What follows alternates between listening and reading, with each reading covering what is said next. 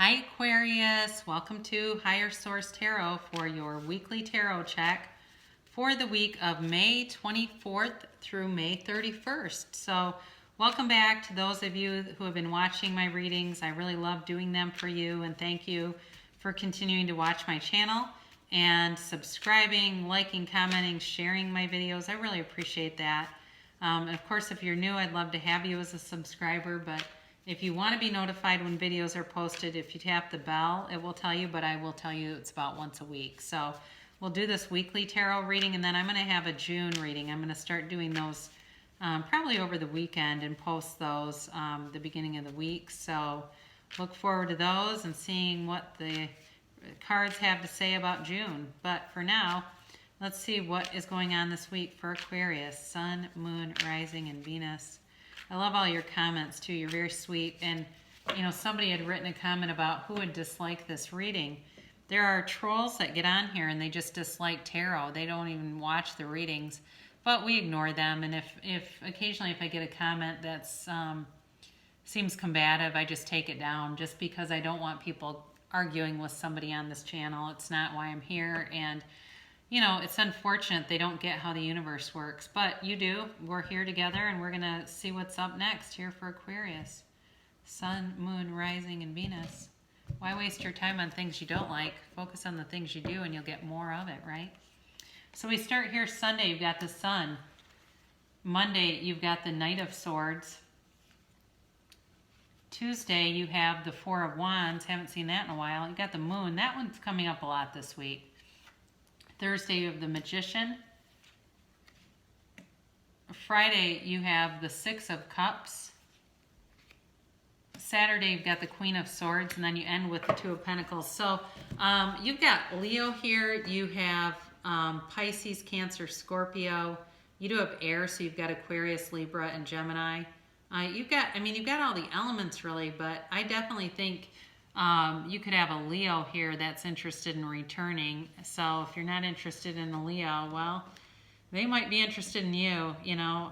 But I don't get the sense like, you know, that there was anything horrible that happened here. I just feel like there's somebody who's got hidden emotions. I feel like there is love here. So for those of you that are, you know, resistant to the idea of rekindling with somebody, I do feel like they do want to reconnect with you. So you start off here with the Sun. You've got interestingly enough, you've got the Sun, the Moon, and the Magician for major arcana here. And with the Sun, it is, you know, it's much like our universe. It's very impersonal. The Sun shines on anybody. It's unconditional. And it's just like the universe, your vibration is matched. It doesn't matter if you're a good person or not. It's what you are feeling is what you get more of. So if you're worried and anxious, you'll get more situations to match up with that. So with the Sun, this is all about a great time of success and achievement. So for some of you, you may already be in communication with love interest, and there's real love here. This is a yes card. You know, it's an opportunity for you to move forward and be very free about it. There's a magnetism here, and there is it's like a very free feeling relationship. There's freedom here. There's autonomy here. There's a healthiness here where each person, like neither person's needy. It's not somebody who's sending you texts, fishing for you to lift them up. They don't need that, and neither do you. This person is, I feel like, successful, and they're very self-aware. They're very thoughtful, and they want to do little gestures and things that build the connection. You have here on Monday, you've got the Knight of Swords, and what's kind of interesting about this energy, it's definitely movement forward, but it's at kind of a reckless speed. I do think it's like there's a lot of communication coming in, but I do feel like for some of you, this may be work related. And I know it's Memorial Day, so some of you may not be at work, but there's a consideration here for being careful with timing. So maybe this is too more family related, with just being careful with approaching somebody if there's a new idea or something that you want to do, if the timing's not right, they'll just be very dismissive and kind of brash about the whole thing. So they're just not going to be very open-minded. But I feel like, too, there could be an argument around you, and it's like arguing just for the sake of arguing. It's very irritating kind of to be around it. It may not directly involve you. It may be something more that you're more of a spectator at. And so just be aware of that energy. If you are around two people and they start to get going, I'm getting politics now. They start to get going about this, and especially if they're drinking, get away from them, because I guarantee you it's going to escalate. And you don't want to screw that up. You got all this yellow. Yellow is always the universe bringing you gifts. So we just take that out. Basically, we step around it. And that's the thing with tarot. It's guidance, okay? You have your own free will. So it's guidance to tell you this could be coming and make you aware of it so you can make a better choice. You do have this Four of Wands here. And, you've got this beautiful couple, and they are in union. There's a deep love here. There is deep love here. It's definitely a marriage material. Again, I do feel like it's somebody from the past who's wanting to come back in and wanting to connect with you. It's the 1111 card here. So if you're seeing 1111 a lot, they're definitely in synchronicity with the universe. You've got alignment. There's alignment, and the universe is trying to line up with you and deliver the things that you want. So the universe wants to work with us, not against us. There's no test here. That's a human idea that there's tests and things that we're trying to pass. I do feel like, too, there's something about this unity of this. It's like it's bridging a gap. That's what I'm getting. It's like it's bridging a gap for somebody that has a lot, but it's like they're missing a piece. There's something about this that doesn't have full fruition, and this bridges a gap for them, is what I want to say. I definitely think, though, there's some things that are going to be brought to light here. Again, you've got this communication piece coming in with the Queen of Swords later, but with the Moon card here, there may be some hidden agendas around you on Wednesday. Or it may even be just really more pertaining to a time of closing out a cycle. Because, with the moon, we close out a cycle, lunar cycle. And so in this case, I do feel like there's something more about closing off some kind of an emotional cycle for you. And some of you, if you've been kind of lonely, that is going to be coming to an end. You have enough cards around you supporting that there's a conclusion. And on Thursday, you have the Magician. The Magician's an interesting card because it's where the Fool kind of separates, and it goes off into the Magician and the High Priestess. So they're the 1 and the 2 of the tarot. And the Magician is very powerful. It's all about infinite abundance. But what the Magician shows us, too, is that we don't believe in our own power until we can see physical manifestations.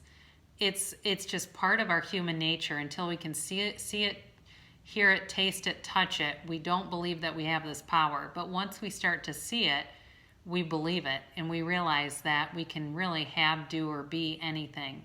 We just have to set down those limiting beliefs, that were installed in most of us by the time we're 6 years old. Somebody else's crap that they put on us, right? It's like, well, is there a refund policy on this? But with this Magician, this would be, especially with the moon too, right before it, very good time for you to set your intentions. Great law of attraction card. It really is about bringing heaven to earth and bringing physical manifestations into your reality. So if you're trying to bring an ex back, the universe is working with you here. Because you have definitely the capability to do that, and just a lot of new growth around you. But then on Friday, you have the 6 of Cups. And this is all about nostalgia. It's a nostalgic longing. There's sentimental longing here. And so this is a lot of times very much about the past and love from the past. And so this certainly supports the idea of somebody coming back around. There's an energy that is right for it. Now, for some of you that may be looking for new love, I think you could bring that in too, and you're going to have a choice.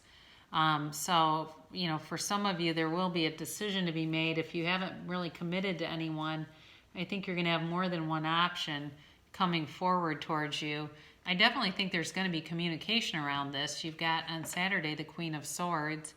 And while she is, you know, she's not the friendliest looking queen, right? She's very good communicator though. You know, again, she's had a lot of pain in the past. I mean, this is a woman who's been hurt before. She's very, very intelligent. And to her, it doesn't make a lot of logical sense. You know, she's somebody who lives by the law, lives by the book, doesn't try to screw people over, yet why would this happen to her? And if you're asking things like that, you're going to get some clarity, okay? You are going to get some clarity, and I feel like it's a time in your life to break free of old patterns, to really cut things out that have hurt you. And because once we break these patterns, you know, especially for those of you that really believe a lot in karmic debt and things like that, you won't repeat them. But for those of you that don't necessarily buy into that, it still has to do very much with creating our reality, because you keep attracting like situations. So until you break free of that, you'll keep attracting more of the same. So I definitely think it's a time of communication, yes, but also of walking forward out of pain. You do have a little bit of an analysis paralysis thing, but it feels very giddy to me. It's almost like somebody who's very happy and giddy and having just kind of a hard time really keeping their mind straight. And so again, this could be regarding some love interest where it feels good, it feels exciting, there's potential, there's a new potential, and it's like, you know, you're amazed and delighted. But I do think there's some thinking going on and just some sort of, you know, reminiscing, kicking some things around, and trying to kind of keep things balanced, keep your emotions in check so they don't get too far out of balance. So those of you that are interested in attracting more love into your life, will give you a whispers of love here. Get to know each other. Learn to meet another's need for love.